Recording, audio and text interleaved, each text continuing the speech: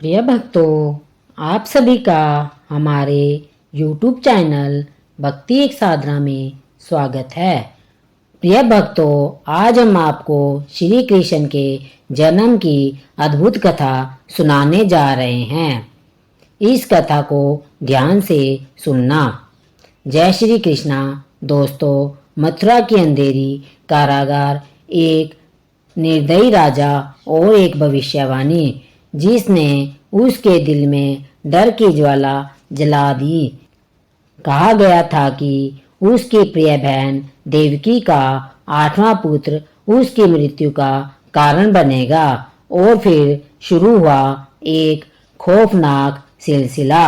एक एक करके पहले 6 पुत्र निर्दयता से मार दिए गए, लेकिन 7वें पुत्र के साथ हुआ कुछ ऐसा जिसका रहस्य आज तक चौंकाता है। 7वें पुत्र का क्या हुआ और 8वें पुत्र के रूप में श्री कृष्ण का जन्म कैसे हुआ और जन्म के बाद कौन कौन से अद्भुत चमत्कार, राक्षसवध और लीलाएं हुई जिन्होंने धर्म और अधर्म के बीच इस महागाथा को जन्म दिया।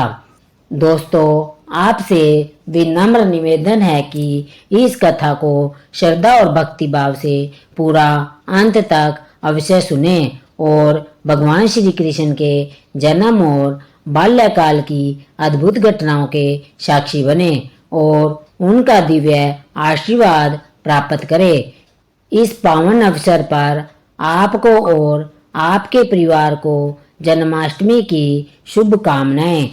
तो चलिए इस रहस्यमय और भावुक कर देने वाली इस कथा को शुरू करते हैं। प्रेम से बोलिए जय श्री कृष्ण, जय बाल गोपाल। मथुरा नगरी उस दिन ऐशदान रूप में सजी हुई थी। स्वर्ण जड़े द्वार, फूलों की मालाओं से लिपटी गलियां और हर घर के आंगन में दीपकों की पंक्तियां झिलमिला रही थी। सड़कों पर चंदन और केसर का लेप किया गया था और हवा में गूंजते शंख, नाद व वेद मंत्रों की ध्वनि से पूरा वातावरण पवित्र हो उठा था। मथुरा के लोग जानते थे कि आज नगर के महाराजा उग्रसेन की पुत्री अपार सौंदर्य और तेजस्विता से युक्त देवकी का विवाह यदुवंशी वंश के वीर, बुद्धिमान और धर्मनिष्ठ वासुदेव से होने जा रहा है। देवकी, जिनका नाम सुनते ही लोग आदर से सिर झुकाते, अपनी तेजस्विता से ही पहचानी जाती थी। उनके नेत्र कमल की पंखुड़ियों की भांति कोमल, किंतु उसमें दृढ़ता की झलक थी। उनका मुखमंडल पूर्णिमा के चंद्रमा की भांति उज्जवल था और उनकी वाणी मधुर, जैसे वीणा के तार से कोई रागनी जल रही हो। लोग कहते थे कि देवकी का जन्म किसी साधारण कुल में नहीं, बल्कि देवताओं के कुल से हुआ है। उधर वासुदेव यदुवंश के गौरव थे। वे न केवल युद्ध कला में प्रांगत थे, बल्कि उनकी सत्यनिष्ठता और वचनबद्धता की ख्याति दूर दूर तक फैली हुई थी। उनके मित्र और शत्रु दोनों ही उनकी धर्मपरायणता का सम्मान करते थे।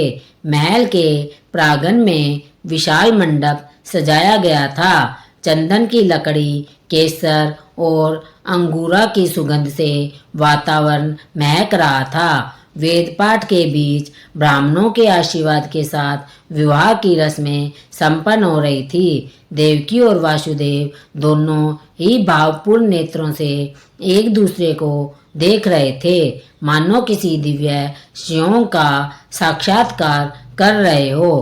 कंस, जो कि देवकी का चचेरा भाई और मथुरा का युवराज था, इस विवाह का मुख्य आयोजक था। वह अपनी बहन से अपार स्नेह करता था और विवाह के समय उसने घोषणा की, आज मैं स्वयं अपनी प्रिय बहन को उसके ससुराल तक छोड़ने जाऊंगा। यह मेरा सौभाग्य है कि मैं उसके जीवन के इस सबसे महत्वपूर्ण क्षण में सहभागी बनूं। विवाह के बाद रथ को स्वर्ण और रत्नों से सजाया गया। घोड़े ऊर्जावान थे और उनके गलों में मणिमालाएं पड़ी थी। कंस ने स्वयं सारथी की भूमिका निभाई। रथ पर देवकी और वासुदेव बैठे और नगर के लोग फूल वर्षा करते हुए उन्हें विदा करने लगे। मथुरा की गलियों से निकलते समय कंस ने गर्व से कहा, प्रिय बहन, मैं चाहता हूँ कि तुम्हारा जीवन सदा सुखमय हो। वासुदेव जैसे धर्मनिष्ठ और वीर पति के साथ तुम्हारा वैवाहिक जीवन समृद्धि से भरा रहेगा। देवकी मुस्कुराई और बोली, भैया, आपका आशीर्वाद मेरे लिए सबसे बड़ा उपहार है। वासुदेव ने भी आदर पूर्वक कहा, युवराज, आपका यह प्रेम और आदर मैं जीवन भर स्मरण रखूंगा। रथ नगर की सीमा पार कर रहा था, तभी अचानक आकाश में एक गूंजती हुई रहस्यमयी आवाज सुनाई दी। वह आवाज इतनी गंभीर और प्रभावशाली थी कि रथ के घोड़े भी ठिठक गए। आकाशवाणी हुई, हे कंस, तू कितना भी बलवान और पराक्रमी क्यों न हो, लेकिन जिस देवकी को तू आज उसके ससुराल छोड़ने ले जा रहा है, उसी का 8वां पुत्र तेरे विनाश का कारण बनेगा। यह सुनते ही कंस का चेहरा पीला पड़ गया। उसके हाथ ने स्वाभाविक रूप से अपनी तलवार की मूठ को पकड़ लिया। क्रोध और भय की लपटें उसकी आंखों में जलने लगी। कंस ने कठोर स्वर में कहा, यदि स्त्री के गर्भ से जन्मा 8वां पुत्र मेरी मृत्यु का कारण बनेगा, तो क्यों न मैं इसी क्षण इसका अंत कर दूं। कंस ने तलवार खींची और देवकी की ओर बढ़ा। यह देखकर देवकी भय से कांप उठी, परंतु वासुदेव शांत स्वर में बोले, कंस, देवकी का क्या दोष है? यह तो उसके गर्भ से उत्पन्न होने वाली संतान है जो तेरा विनाश करेगा। मैं तुझे वचन देता हूँ कि देवकी की जितनी भी संतान होगी उन्हें मैं जन्म के तुरंत बाद तेरे हाथों में सौंप दूंगा। कंस ठिठका। वह जानता था कि वासुदेव वचन के पक्के हैं। उसने तलवार नीचे कर दी, पर उसकी आंखों में अविश्वास अब भी था। उसने कहा, वासुदेव, मैं तुम्हारे वचन का मान रखूंगा, लेकिन तुम दोनों को मथुरा के कारागार में बंदी बनाकर रखूंगा, ताकि कोई संतान मेरी नजर से बचकर न निकल सके। रथ अब ससुराल की ओर नहीं, बल्कि मथुरा के कारागार की ओर मुड़ गया। नगरवासी स्तंभ थे, कुछ समझ नहीं पा रहे थे कि अभी अभी हुए इस परिवर्तन का कारण क्या है। महल के अंधेरे, गिल्ले और ठंडे कारागार में वासुदेव और देवकी को बंद कर दिया गया। उसी दिन से उनकी जीवन यात्रा में एक नया कठोर मोड़ ले लिया। बाहर मथुरा की गलियां फिर से चहल पहल में डूब गई, लेकिन उस कारागार में आने वाले वर्षों के लिए केवल अंधकार, प्रतीक्षा और भय का वास था। मथुरा का वह कारागार अंधकार, नमी और ठंड से भरा हुआ था, जहां देवकी और वासुदेव को बंद कर दिया गया था। बाहर से ऊंची ऊंची दीवारें, लोहे के विशाल दरवाजे और हर ओर पहरेदार तैनात थे, लेकिन भीतर देवकी के हृदय में अभी भी विवाह का दिन, वह मंगलमय वातावरण और अपने पति के साथ बिताने का सपना तैर रहा था। अब वह सपना लोहे की जंजीरों में कैद हो चुका था। वासुदेव देवकी को साहस देने के लिए कहते हैं, देवकी, धैर्य रखो, समय चाहे कितना भी कठिन क्यों न हो, धर्म और सत्य की जीत अवश्य होगी। लेकिन कंस का भय चारों ओर छाया था।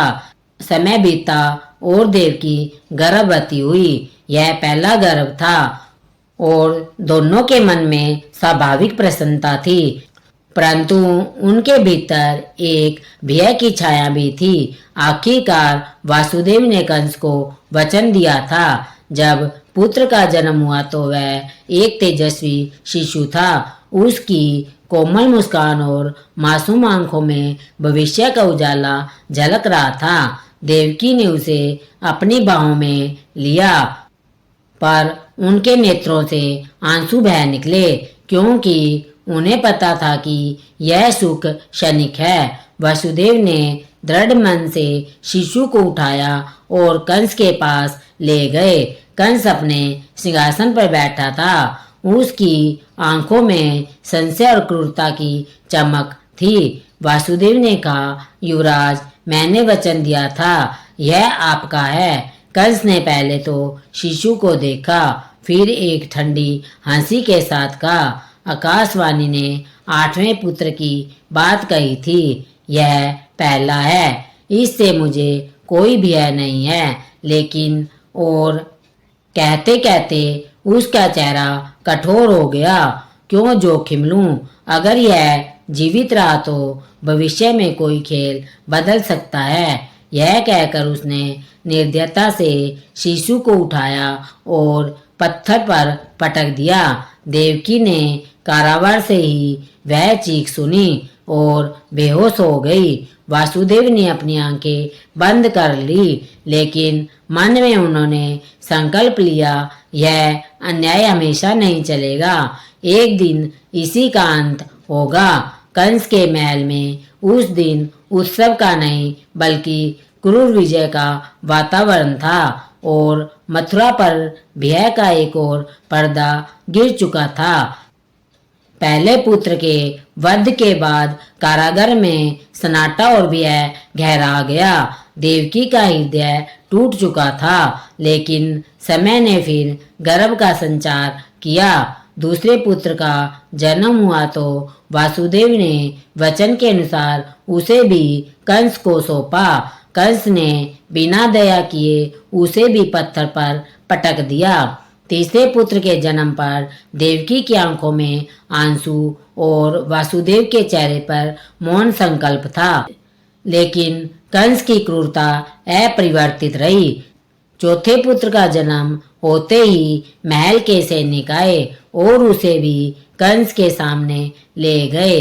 कंस ने हंसते हुए फिर वही निर्दयता दोहराई। पांचवें और छठे पुत्र का भी यही भाग्य हुआ। हर जन्म मथुरा के इस कारागार में आशा और भय के बीच आरंभ होता है और कंस के हाथों अंत पाता। देवकी हर बार मातृत्व का सुख पाने से पहले ही शोक में डूब जाती। वासुदेव हर बार अपने भीतर की पीड़ा को निगलते और मौन में प्रतिज्ञा करते कि एक दिन यह अन्याय अवश्य समाप्त होगा। छठे गर्भ के इस क्रम में मथुरा का आकाश जैसे और भी भारी हो गया और कंस की निर्दयता पूरे नगर में भय का प्राय बन चुकी थी। 6 पुत्रों के वध के बाद देवकी वासुदेव के मन में प्रश्न था कि निर्दोष शिशुओं का ऐसा भाग्य क्यों हुआ। एक दिन कारागार में नारद मुनि प्रकट हुए। वासुदेव ने नारद जी से कारण पूछा। नारद बोले, ये सटगर्भ पूर्ण जन्म के महर्षि मरीचि के पुत्र थे, जिन्होंने गर्भ में ब्रह्मा का अपमान किया। ब्रह्मा ने श्राप दिया था कि ये राक्षस के घर जन्म लेकर अपने पिता के हाथों मारे जाएंगे। श्राप के कारण ये देवकी के गर्भ में आए और कंस के हाथों मारे गए। यह ईश्वरीय योजना का हिस्सा था, जिसमें कंस का पाप बढ़े और भगवान के अवतार का समय आए। नारद ने कहा, 7वां गर्भ सुरक्षित होगा और 8वें में स्वयं नारायण अवतरित होंगे। यह सुन देवकी और वासुदेव ने धैर्य और संकल्प धारण किया। मथुरा के कारागार में समय धीमी गति से बह रहा था। सतगर्भ के 6 पुत्रों का वध हो चुका था और अब देवकी फिर गर्भवती थी। यह 7वां गर्भ था। इस बार वासुदेव के हृदय में भय के साथ साथ एक विचित्र आशा भी थी, क्योंकि उन्हें नारद मुनि के शब्द याद थे, सातवां गर्भ सुरक्षित स्थानांतरित होगा। देवकी के गर्भ में जो शिशु पल रहा था वह वास्तव में शेषनाग के अवतार बलराम थे। भगवान विष्णु के ही अंश पृथ्वी पर उनके आगमन का उद्देश्य था। आने वाले कृष्ण अवतार के सहचर और सहायक बनना। एक रात्रि जब कारागार में सन्नाटा था और पहरेदार उब रहे थे, अचानक वहां एक दिव्य आभा प्रकट हुई। यह योग माया थी, भगवान विष्णु की लीला शक्ति। उन्होंने कारागार में प्रवेश किया और देवकी के गर्भ को हल्के से स्पर्श किया। उसी क्षण एक अद्भुत घटना घटी। गर्भ में स्थित शिशु अदृश्य हो गया और एक दिव्य प्रकाश के साथ गोकुल में स्थानांतरित हो गया। गोकुल में वासुदेव की दूसरी पत्नी रोहिणी उस समय नंद बाबा के संरक्षण में थी। वे यशोदा के घर के निकट रहती थी और वहां का वातावरण शांत और सुरक्षित था। योगमाया ने गर्भ को रोहिणी के गर्भ में स्थापित किया था। यह सब इतनी सहजता से हुआ कि न तो कारागार के पहरेदारों को पता चला और न ही गोकुल में किसी को।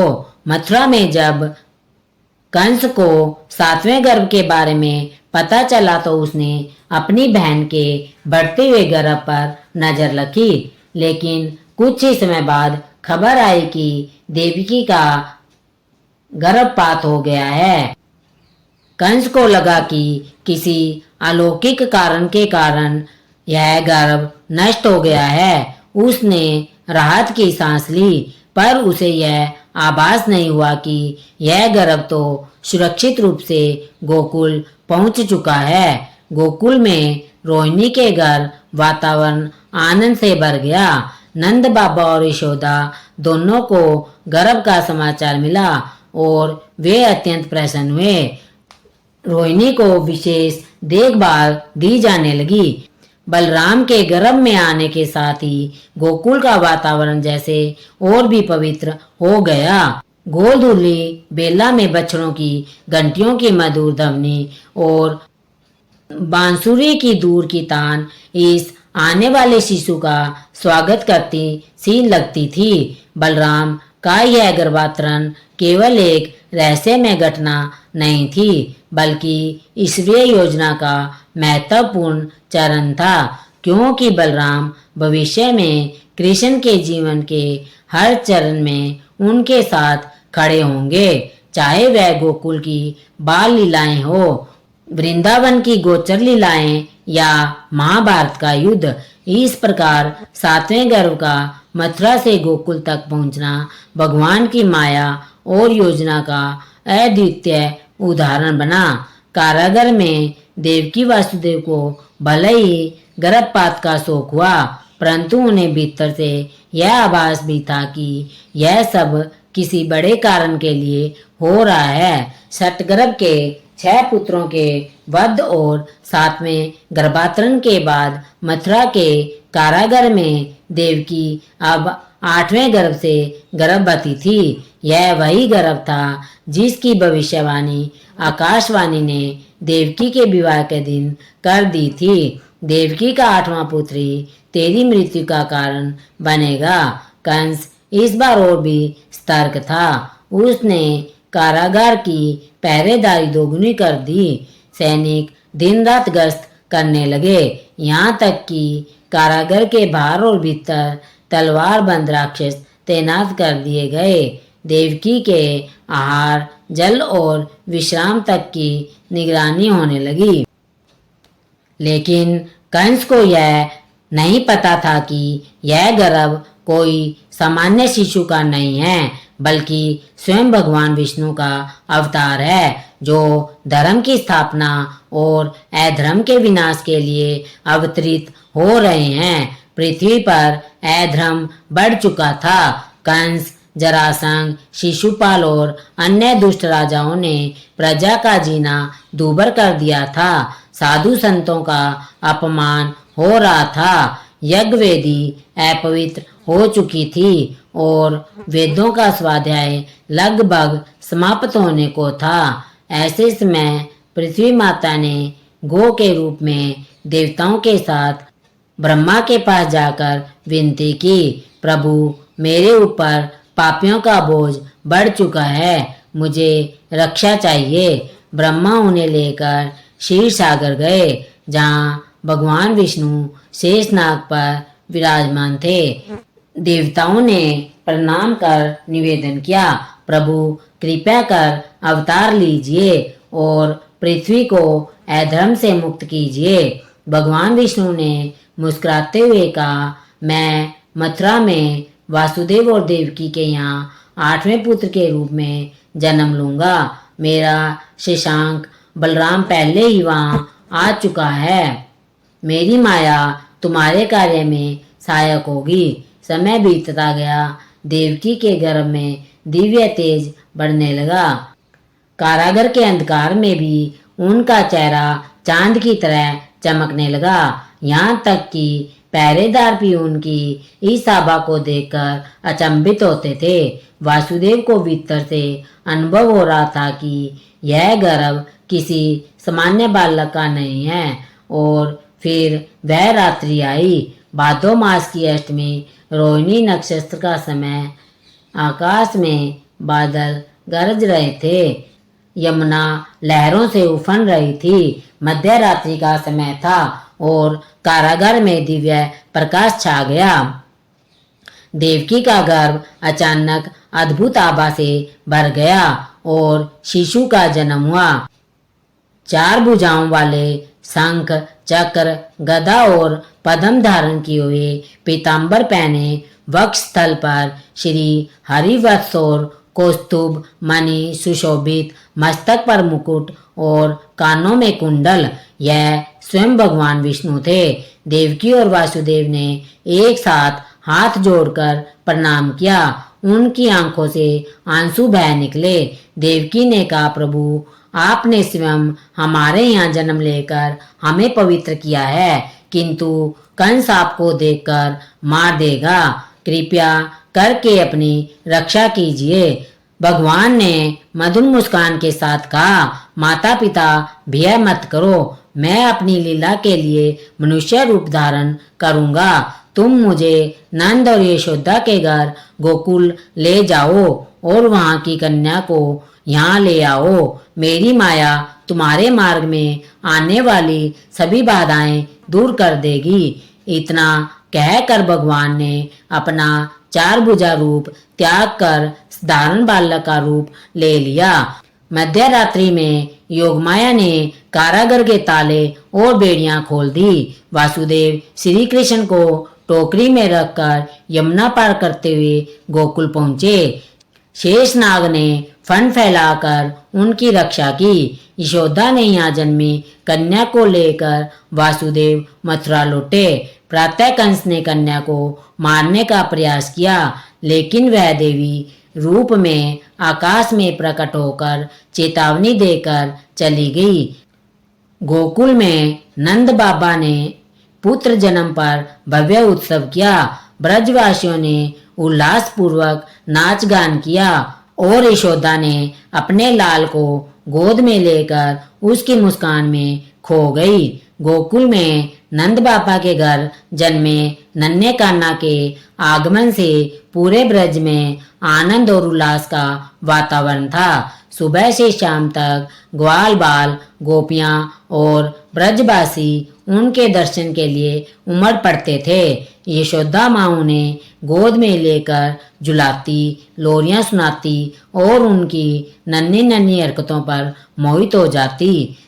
कान्हा की आंखों की मासूम चमक, होठों की हल्की मुस्कान और गालों के गड्ढे हर किसी का मन मोह लेते थे।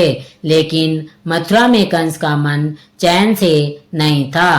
देवी योगमाया द्वारा दी गई चेतावनी ने उनके भीतर भय भर दिया। उसने सोचा, कहीं यह 8वां पुत्र गोकुल में तो नहीं।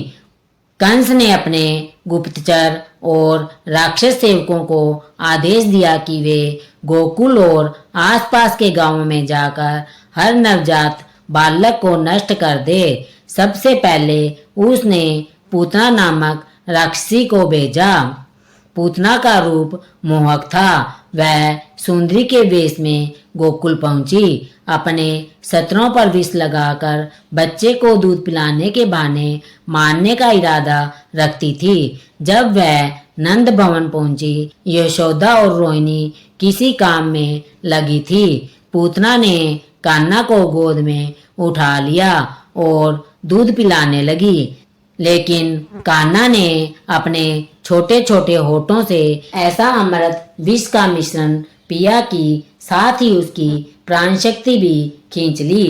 पूतना अपने असली विशाल राक्षसी रूप में छटपटाकर प्राण छोड़ बैठी। ब्रजवासी चौंक गए, लेकिन नंद बाबा ने ब्राह्मणों से विधिवत पूजना का अंतिम संस्कार करवाया, क्योंकि उसने भगवान को दूध पिलाया था। कंस का क्रोध और भय बढ़ता गया। उसने सक्टासुर, तृणावर्त जैसे राक्षस भेजे, लेकिन हर बार कान्हा ने बालीला में ही उनका अंत कर दिया। एक बार जब नंद बाबा दूर थे, सक्टासुर ने बैलगाड़ी के रूप में आकर कान्हा को कुचलने की कोशिश की, लेकिन कान्हा ने अपने छोटे छोटे पैरों से ठोकर मारकर उसे तोड़ दिया। तृणावर्त ने आकर कान्हा को आकाश में उठाया, लेकिन कान्हा ने उसका गला पकड़कर उसे गिरा दिया। इन घटनाओं से ब्रज में यह चर्चा फैल गई कि यह बालक कोई साधारण नहीं है। उसकी हर लीला में कोई न कोई चमत्कार छिपा है। यशोदा माँ भी कई बार चौंक जाती।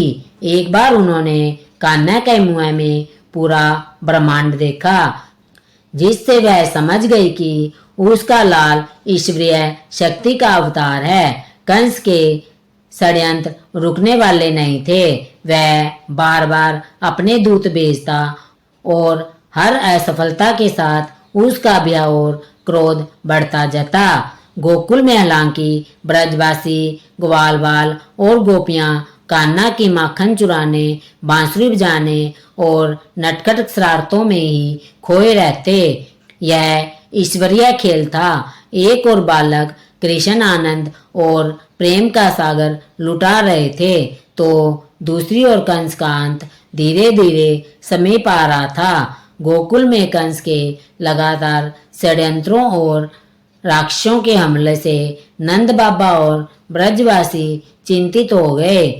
एक दिन उन्होंने निर्णय लिया कि वे पूरे समुदाय को गोकुल से वृंदावन ले जाएं, जहां यमुना के किनारे हरे भरे वृक्षों और चारों ओर गोचारण के लिए उपयुक्त भूमि हो। सभी बैलगाड़ियों में अपना सामान लाद कर गए और बच्चों को साथ लेकर ब्रजवासी वृंदावन पहुँचे। वहां पहुंचकर उनका जीवन और भी आनंदमय हो गया।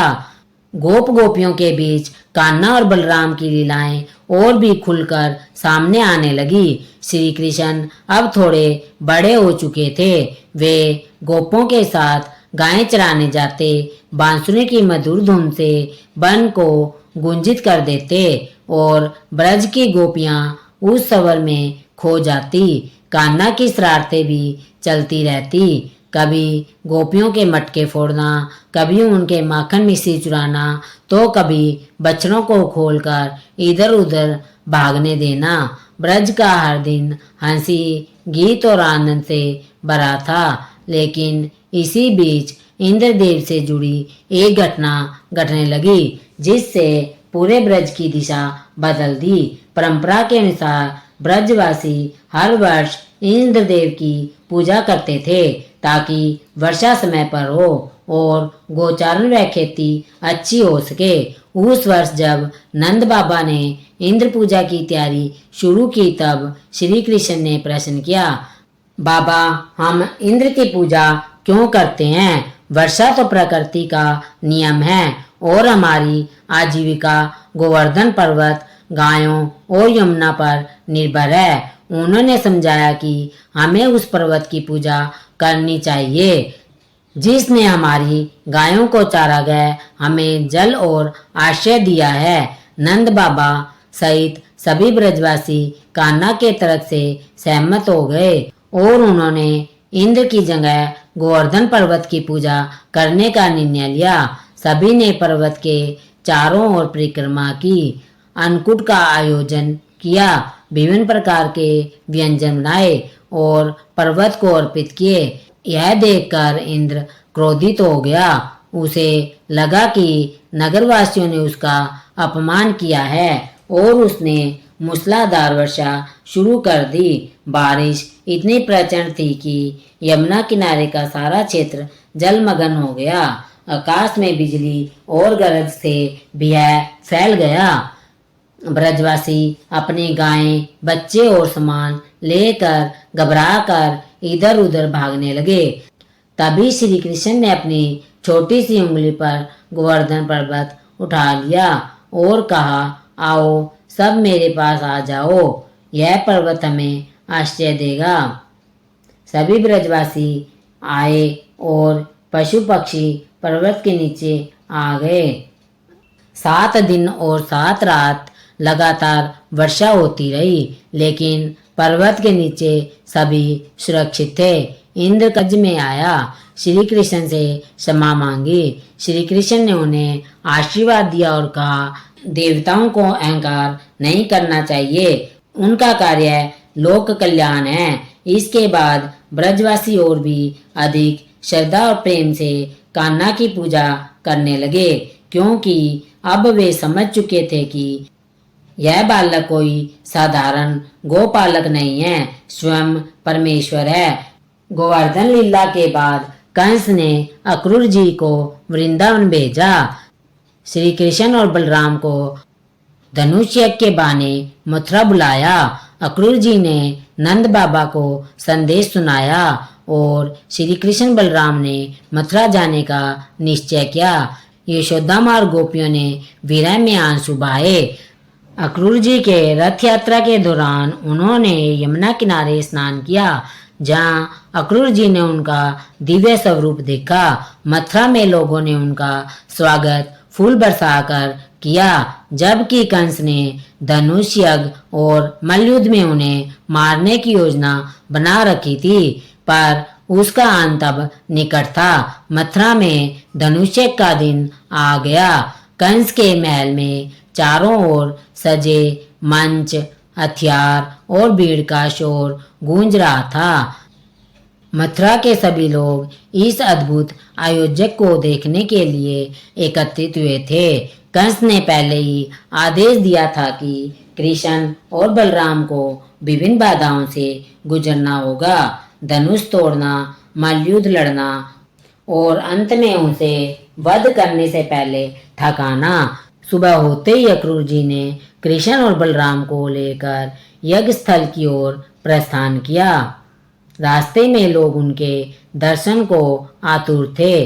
महिलाएं अपनी छतों से उन्हें आरती उतारती, बच्चे उनके नाम लेने के जयकारे लगाते रहे। जब वे यज्ञ स्थल पहुंचे तो विशाल धनुष उनकी आंखों के सामने था। यह इंद्र का दिव्य धनुष था, जिसे देखने मात्र से लोग भयभीत हो जाते थे। कृष्ण ने बिना समय गवाए आगे बढ़कर धनुष उठाया और देखते ही देखते उसे बीच में तोड़ दिया। भीड़ में आश्चर्य और उत्साह की लहर दौड़ गई। कंस के सैनिकों ने उन्हें पकड़ने की कोशिश की, लेकिन वे सब परास्त हो गए, यानी कि हार गए। इसके बाद मल्लयुद्ध की बारी आई। सबसे पहले बलराम ने मुष्टिक से मुकाबला किया और कुछ ही बार में उसे धराशायी कर दिया। कृष्ण ने चाणूर से युद्ध किया, कभी पैतरे बदलते, कभी दाव लगाते और अंत में अपने चक्रवत कौशल से उसे परास्त कर दिया। अब कंस का भय और क्रोध चरम पर था। वह सिंहासन से उठ खड़ा हुआ और कृष्ण को अपमानित करने लगा, लेकिन कृष्ण ने सिंहासन पर छलांग लगाई, उसके मुकुट को पकड़कर उसे नीचे खींच लिया और कुछ ही क्षणों में उसका अंत कर दिया। कंस का अंत होते ही मथुरा में वर्षों से फैला भय समाप्त हो गया। लोग खुशी से झूम उठे, सड़कों पर नाचने गाने लगे। कृष्ण ने कंस के पिता उग्रसेन को पुनः मथुरा का राजा बनाया और यदुवंश को स्वतंत्र कराया। उस रात मथुरा में दीप जलाए गए, महलों और गलियों में फूलों की वर्षा हुई और सभी ने कृष्ण बलराम के लिए आभार व्यक्त किया। अक्रूर जी ने भी संतोष महसूस किया कि उनका उद्देश्य पूरा हुआ, कर्म की रक्षा हुई और अत्याचार का अंत हुआ। दोस्तों, ये थी श्री कृष्ण के जीवन की अद्भुत कथा, जहाँ धर्म ने अधर्म पर विजय पाई। अगर आपको यह कथा पसंद आई हो तो इस वीडियो को लाइक करें, अपने दोस्तों और परिवार के साथ शेयर करें और हमारे चैनल को सब्सक्राइब करें, ताकि आपको ऐसी ही और रोचक कहानियाँ मिलती रहे। बेल आइकन दबाना मत भूलिएगा, ताकि हमारी अगली कथा का नोटिफिकेशन सबसे पहले आपको मिले। जय श्री कृष्णा, धन्यवाद।